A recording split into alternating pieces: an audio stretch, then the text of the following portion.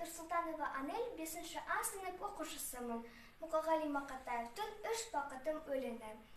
Ең бірінші бақытым халқым менің, соған берем ойымның алтын кенін.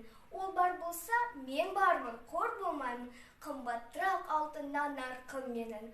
Ал екінші бақытым тілім менің, тар жүректі тілімен тілім дедім. Кейде дүниеден түнілсем де, қасиетті тілімен түнілмедім. Бақытым бар үшінші отан деген, Құдай деген кім десе, отан дерем.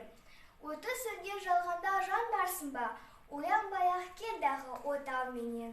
Түтін түтет, өз, үрбі, көгере бер, немерелер көбейсін шөберелер. Жадында ұста, жақсылық күтпегейсін, от емес оқсырасан менен егер. Үш бірдей бақытым бар алақанда, мені мұндай бақытты жаратар ма? Үш күн нұрын төгеді